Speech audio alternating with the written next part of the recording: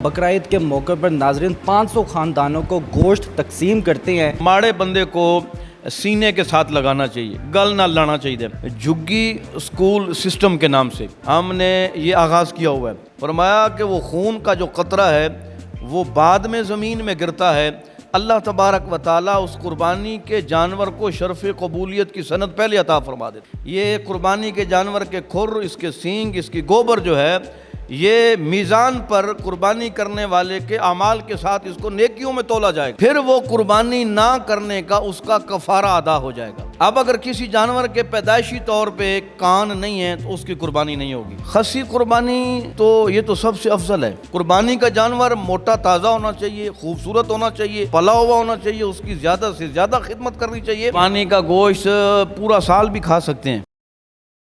अस्सलामुअलैकुम जी, डेली धरती के साथ मैं आपका मेज़बान फ़हद हसन। नाज़रीन, आज मेरे साथ एक ऐसी शख्सियत मौजूद है जिनका नाम साहबज़ादा मुफ्ती नुमान कादिर मुस्तफ़ाई है और ये नाज़्म आला है जी मिनहाजुर रसूल जो इदारा है सब्ज़ाज़ार लाहौर में। नाज़रीन, इनके पास हम हाज़िर हुए हैं। ये एक ऐसा इदारा है जो ईद उल अज़हा बकरा-ईद के मौके पर नाज़रीन 500 ख़ानदानों को गोश्त तकसीम करते हैं और इनसे कुछ ऐसे मसाइल हम पूछेंगे कुर्बानी के हवाले से कि जानवर की कुर्बानी किस अंदाज से और सुन्नती तरीका क्या है कुर्बानी का। तो चलते हैं मुफ्ती साहब की तरफ, इन्हीं से जानते हैं। सर अस्सलाम वालेकुम। जी वालेकुम अस्सलाम व रहमतुल्लाहि व बरकातुहू। जज़ाकल्लाह। मुफ्ती साहब कैसे हैं? जी अल्हम्दुलिल्लाह, आपकी दुआएं खैरियत से, आप ठीक हैं? अल्हम्दुलिल्लाह, जज़ाकल्लाह। सर सबसे पहले तो हमें ये बताइएगा कि 500 ख़ानदानों को आप ये जो गोश्त तकसीम करते हैं ईद उल अज़हा के मौके पर, ये कब से कर रहे हैं और क्या मकसद है इसका? तो सबसे पहले मैं ये अर्ज़ करता चलूँ कि ये हमारा पहला मौका है। अल्हम्दुलिल्लाह, अल्लाह तबारक व ताला ने हमें ये तौफ़ीक अता फ़रमाई है। माड़े बंदे को सीने के साथ लगाना चाहिए, गल ना लाना चाहिए। तो जब मैं यहाँ इस इदारा मिनहाजुर रसूल में आया, इस इदारा के बानी आप भी उनसे मिल चुके हैं, सरबराह हैं जनाब, बड़ी दरवेश शख्सियत हैं, क़िबला पीर मोहम्मद अकरम नक्शबंदी कादरी कलंदरी दामत फयूज़ुहुम। उनका पहले दिन से यही था कि हमारा ये इदारा कायम करने का मकसद ये था कि इन झुग्गियों में रहने वाले लोगों के बच्चों को, इनकी बच्चियों को और जो बालिग़ अफराद हैं उनको दीन से आगाही दी जाए।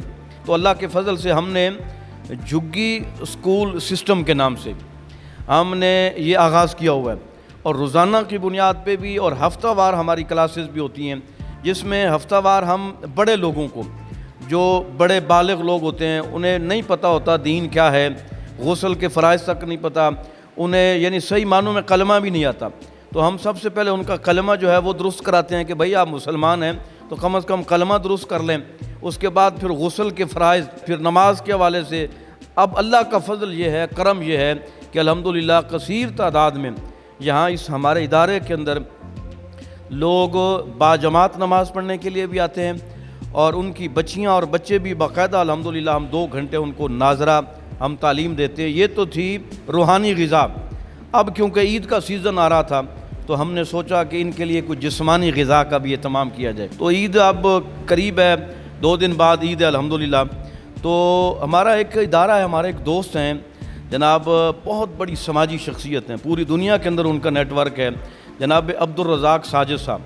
वो इस वक्त यूके में होते हैं। उनका इदारा है अल मुस्तफ़ा वेलफेयर ट्रस्ट। वो पूरी दुनिया में इज्तिमाई कुर्बानी करते हैं। तो हमने उनसे अर्ज़ की थी, जो लाहौर की उनकी मैनेजमेंट टीम है, उन्होंने बड़ी मोहब्बत की और उन्होंने कहा जी इदारा मिनहाजुर रसूल 90 ही सब्ज़ाज़ार, ये जितने भी झुग्गियों में रहने वाले मुस्तहिक लोग हैं, इंशाअल्लाह ईद के दूसरे दिन हम उनको 500 ख़ानदानों को डिसिप्लिन के साथ हम इंशाअल्लाह गोश्त तकसीम करेंगे। माशाल्लाह, बड़ी खूब बात की है। सर ये बताइएगा कि 500 एक मुख्सिस डिजिट है या फिर कमी पेशी भी हो सकती है? तो साफ ज़रा जो आएगा 600 भी आ जाएँ, अगर 700 भी आ जाएँ, तो जिसके नाम पे कुर्बानी देते हैं लोग, या हम ये नेक नियति के साथ, हमने ये खुश उसलूबी के साथ हम कर रहे हैं सिर्फ़ अल्लाह को राज़ी करने के लिए, तो अल्लाह के जो मेहमान आएंगे तो मेहमान जाने और मेज़बान जाने। क्या बात है। मुफ्ती साहब ये बताइएगा कि एक सुन्नती तरीका क्या है कुर्बानी करने का? सबसे पहली बात यह है कि ये जो कुर्बानी है ये हज़रत इब्राहीम अलैहिस्सलाम की सुन्नत मुबारक है और मेरे करीम रसूल सल्लल्लाहु अलैहि वसल्लम की भी सुन्नत मुबारक है। फरमाया जब बंदा कुर्बानी करता है ना जी, खुश दिली के साथ करता है और नेक नीयती के साथ, हुस्न नीयत के साथ अल्लाह की राह में جانور قربان کرنے والا جب وہ جانور قربان کرتا ہے جناب محترم کہ جب جانور کو ذبح کیا جاتا ہے تو اس کے گردن سے جو خون نکلتا ہے، فرمایا کہ وہ خون کا جو قطرہ ہے وہ بعد میں زمین میں گرتا ہے، اللہ تبارک و تعالیٰ اس قربانی کے جانور کو شرف قبولیت کی سند پہلے عطا فرما دیتا ہے۔ تو میرے کریم رسول صلی اللہ علیہ وسلم کا یہ بھی فرمان ہے کہ قربانی کے ہر بال کے بدلے رب ذوالجلال قربانی کرنے والے کو نیکی عطا فرماتا ہے، ٹھیک ہے نا۔ اور جہاں تک آپ نے سوال اس کا دوسرا پہلو میں یہ عرض کروں گا، یہ ہماری بدقسمتی ہے کہ ہم دین نہیں سیکھتے۔ میں یہ ضرور کہنا چاہوں گا کہ آج کل ہم نے حضور نبی کریم صلی اللہ علیہ وسلم کی جو مبارک سنت ہے ہم نے اس کو رسم بنا لی ہے۔ اس کی روح کو جب ہم ایڈاپٹ کر لیں گے کہ قربانی کی روح کیا ہے، یقین جانیں قربانی اتنا بڑا اجر ہے۔ اب دیکھیں نا قربانی، یہ قربانی کے جانور کے کھر، اس کے سینگ، اس کی گوبر جو ہے یہ میزان پر قربانی کرنے والے کے اعمال کے ساتھ اس کو نیکیوں میں تولا جائے گا، اتنا بڑا اجر۔ اور قربانی کا جو جانور ہے اسی جانور کے اوپر بیٹھ کر وہ جو قربانی کرتا ہے وہ پول صراط سے گزرے گا۔ لیکن ہم ان مسائل کو کیونکہ سمجھتے نہیں۔ قربانی کے حوالے سے جس پر واجب ہے قربانی، صاحب نصاب وہ ہے کہ جس کے پاس تقریباً 52.5 تولہ اس موجودہ ریٹ کے مطابق پیسے موجود ہوں، اور یہ تقریباً کوئی 1,35,000 34,000 33,000 روپیہ بنتا ہے۔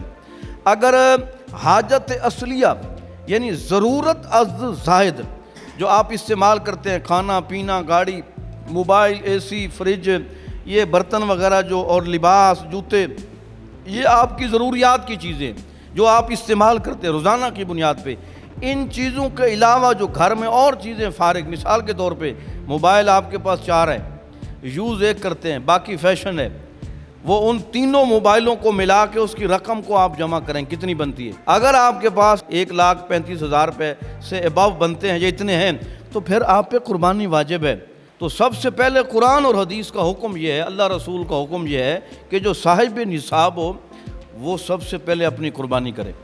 اس کے بعد اگر اللہ نے اسے دولت دی ہے، سرمایہ ہے، وہ افورڈ کر سکتا ہے تو پھر دوسری قربانی لے لے۔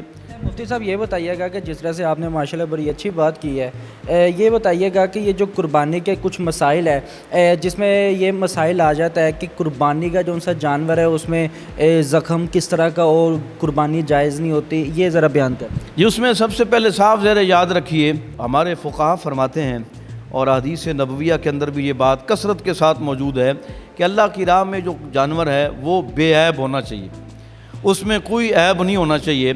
قربانی کے لیے جو جانور حلال ہیں وہ 4 ہیں قربانی کے لیے، اس میں ایک بکرا ہے، اور ایک آپ کہہ لیں دمبا ہے، دوسرا ہے گائے، اور یعنی بیل بھی اس میں آتا ہے، گائے اور بیل، چوتھا ہے اونٹ یا اونٹنی۔ فی میل کی قربانی جائز ہے، یعنی گائے جو ہے یہ فی میل ہے نا۔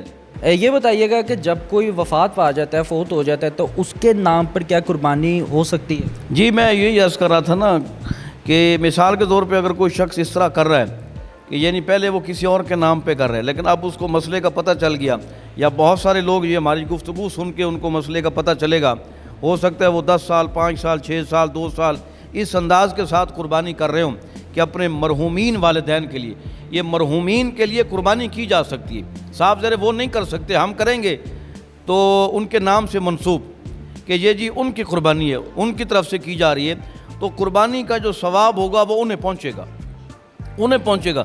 اب وہ شخص جو قربانیاں اس انداز سے کرتا رہا ہے، جس بات کی طرف میں توجہ دلانا چاہتا ہوں، اب وہ کیا کرے؟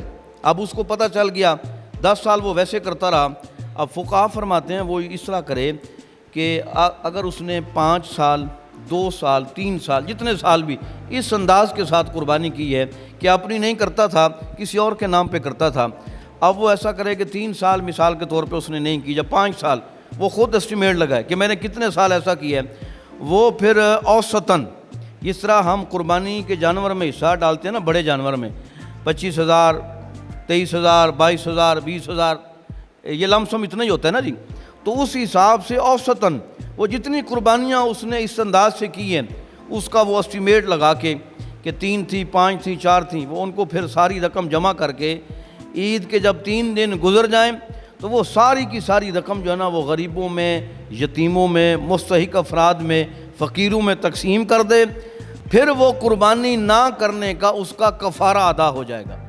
سب سے پہلے اپنی قربانی کرے، سب سے پہلے اپنی، پھر اللہ توفیق دے مرحوم والدین کے نام پہ کوئی اور مرشد فوت ہو گیا ان کے نام پہ کوئی اور، جس طرح میرے کریم رسول صلی اللہ علیہ وسلم ظاہری طور پہ پردہ فرما گئے ان کے نام پہ کی جا سکتی ہے۔ ہاں مثال کے طور پہ میں عرض کروں، ایک جانور ایسا ہے کہ جس کے پیدائشی سینگ نہیں ہے، یہ پیدائشی سینگ نہ ہونا یہ عیب نہیں ہے تو قربانی ہو جائے گی۔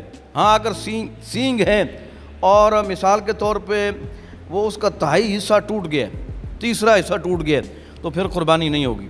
اب اگر کسی جانور کے پیدائشی طور پہ کان نہیں ہے تو اس کی قربانی نہیں ہوگی، لیکن اگر کان ہیں اور اس کا تیسرا حصہ کٹا ہوا ہے تو قربانی نہیں ہوگی۔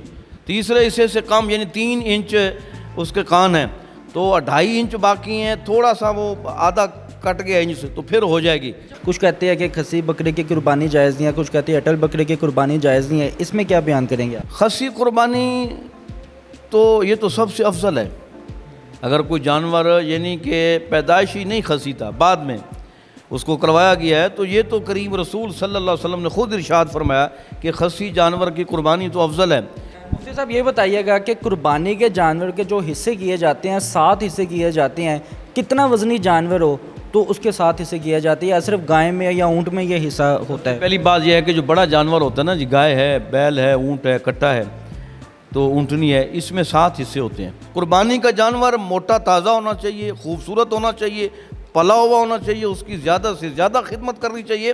ایک قربانی کے 3 حصے کرو، اس میں سب سے پہلا حصہ اپنے لیے رکھو، دوسرا حصہ جو ہے وہ فقراء میں، یتیموں میں، مسکینوں میں، غریبوں میں تقسیم کرو، اور تیسرا جو حصہ ہے وہ اپنے جو ریلیٹیوز ہیں، جو رشتہ دار ہیں، آپ ان کو آپ ڈسٹریبیوٹ کریں۔ اچھا حضور یہ بتائیے گا کہ جس طرح سے یہ قربانی جب کرتے ہیں، قربانی کرتے وقت کبھی وہ پٹ کا گوشت نکال کر علیحدہ رکھ لیا، رانی نکال کے علیحدہ رکھ لی، اور اس کے بعد جو سا گوشت ہوتا ہے اس کو اس کے 3 حصے کر کے تقسیم کرتے ہیں، کیا اس طرح سے قربانی جائز ہے؟ ایسا نہیں ہوتا، ایسا نہیں، یہ قربانی کے روح کے خلاف ہے۔ مفتی صاحب یہ بتائیے گا کہ قربانی کا جو سا گوشت ہوتا ہے وہ محرموں میں 9ویں 10ویں محرم جو دلیم وغیرہ بنتے ہیں اس میں بھی شامل کرتے ہیں، کیا یہ ٹھیک؟ قربانی کا گوشت پورا سال بھی کھا سکتے ہیں۔ قربانی کے جو دن ہوتے ہیں نا مفتی صاحب، بڑا مسئلہ مسائل اس طرف سے آتا ہے کہ کسائی نہیں ملتا جانور قربان کرنے کے لیے، تو یہ بتائیے گا کہ کچھ لوگ ایسے ہیں جو صرف مسلمانوں میں ہی کرتے ہیں، اور کہاں تک یہ بات درست ہے،